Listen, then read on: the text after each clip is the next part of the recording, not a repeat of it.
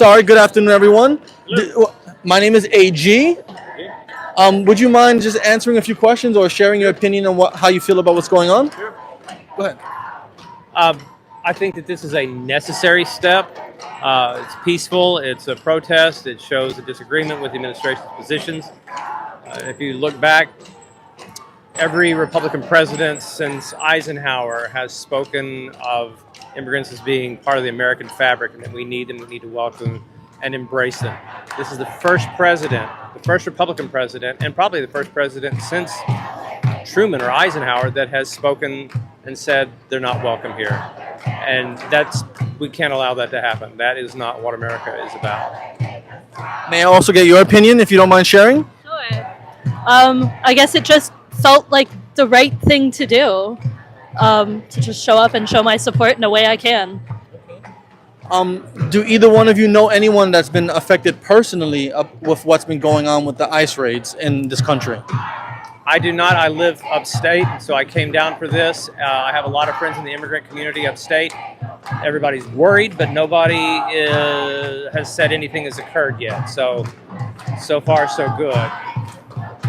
No one personally, but I'm a cook, so I work in kitchens, and everyone's really nervous. Like, there's a definite tension.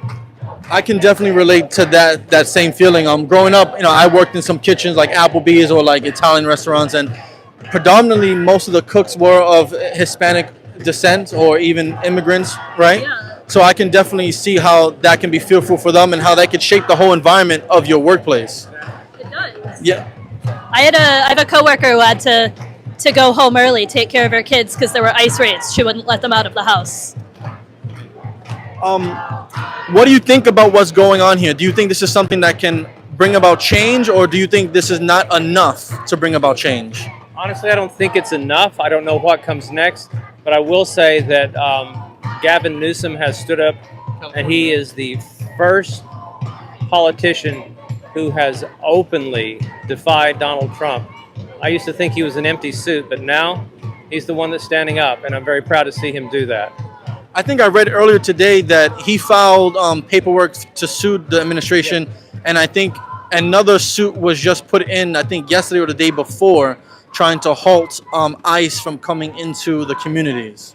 That's true, but I think that they tend to ignore whatever the court says, and that's one of the worrisome things.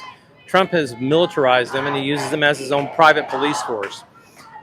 When has that ever happened before? And we can't allow it to happen.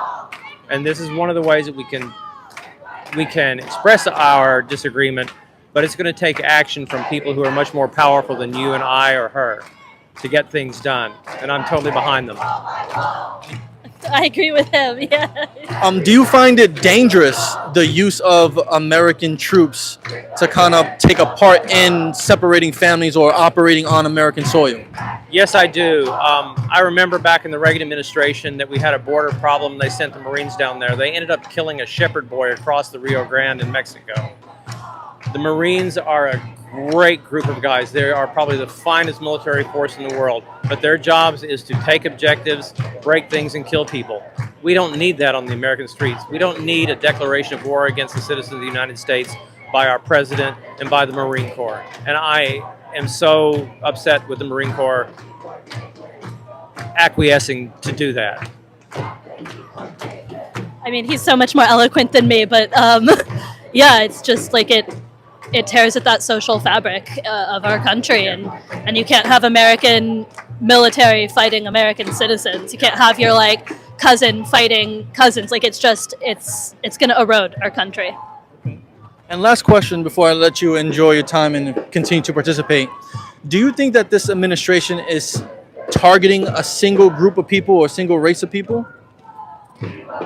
If you're brown, you're in trouble. You're marked.